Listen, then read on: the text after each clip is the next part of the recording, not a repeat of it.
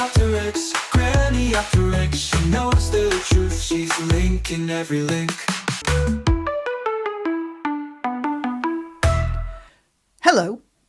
Last week I was on a few days break in the Lake District and I made a video expressing my gratitude for living in a society where I, a lone woman, could simply walk out of the door of the hotel and amble along a deserted footpath with my dog and not think twice about being allowed to do that or being molested if I did. Obviously, dreadful things do happen in this country. They've always happened, but they haven't been an expected occurrence in this society for several hundred years. I was reminding you, the viewer, that this is something not many people in other parts of the world can take for granted. That is, until now.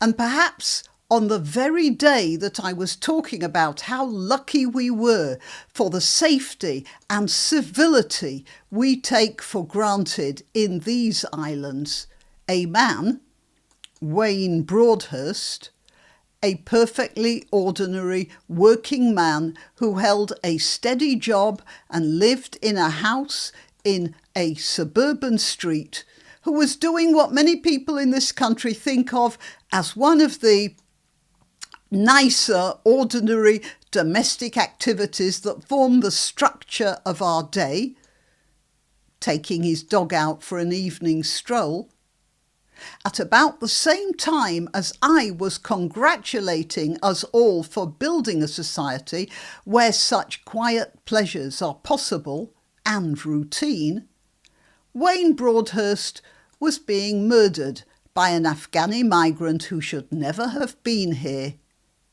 in the first place. I'm Granniopteryx. Please, like this video. Bit ironic really, but do that. Please like this video. Please share it. Please subscribe to my channel. And if you want to help my channel financially, that's lovely. All the links are in the description. Okay, let's get on with talking about Wayne Broadhurst and the person who put an end to his honest, quiet life.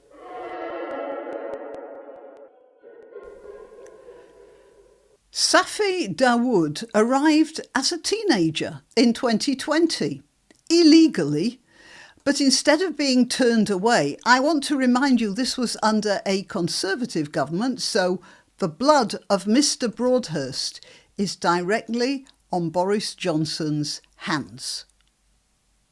Instead of being turned away, the British state helped Mr. Dawood, or young Master Dawood, to settle himself here. Well, he's only 17, isn't he? He's a kid, isn't he? How could we turn away an innocent kid who's fought his way here from wherever?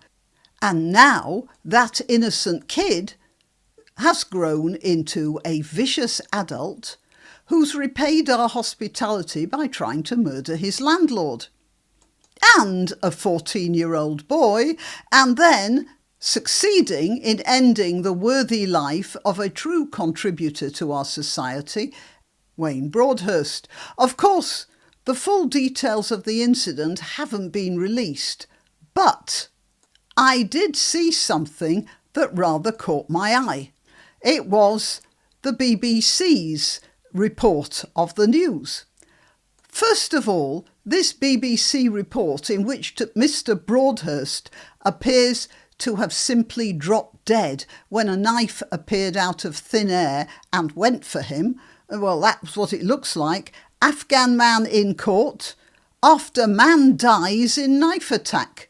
Why would an Afghan man be in court when a man has simply died in an attack by a knife? Well, that's the first impression anyway. After that, they have to reveal that the knife was actually being wielded by Mr. Dawood here, who was at the time having a violent row with his landlord, a man called Shahzad Farooq, 45 years old. And it seems that Mr. Broadhurst, being a good neighbour and a reasonable man, if somewhat reckless, was trying to intervene. And goodness me, that gentle, destitute, asylum-seeking kid turned the knife onto him. And in all that horror, my attention was caught not only by the number of South Asian names in this story, but this comment from another neighbour in the same street. So this is the report in the Independent. They call it a senseless attack. Tahira Hassan, who lives near the scene of the attack, another neighbour of Mr. Broadhurst's, she spoke to the journalist and said a teenage boy wearing a blood-soaked shirt knocked on her door begging for help at around 5 p.m. When her husband opened the door, 4 or 5 residents from a house opposite emerged to protect the man being Mr. Farooq, not Mr. Broadhurst, that protect the man who was badly injured. Miss Hassan added, they had bats. There were 4 or 5 people. They were protecting him, so they saved his life. They did a very good job. Maybe he would have died if they didn't protect him. Now, that's interesting, isn't it? So many people in that street who had bats to hand. I wonder why. Were they all members of the local cricket team? I wonder why those men who emerged from the house opposite kept their bats so near the front door that they were to hand when a fight broke out in the street. Isn't it amazing that they should have sports equipment so easily and quickly available? Anyway, it's a shame that they didn't make it out in time to save Mr. Broadhurst, isn't it? Right, well, that's the thing that really caught my attention, that the people across the road had bats and so quickly available that they could use them to protect a man who was being attacked with a disembodied knife by another member of our fast-growing community of poor, suffering migrant children. OK, till next time. You can help my channel by subscribing and clicking the notification bell. That's quite important. And by sharing if you're so inclined. Links to my other channels and to donation methods are in the description.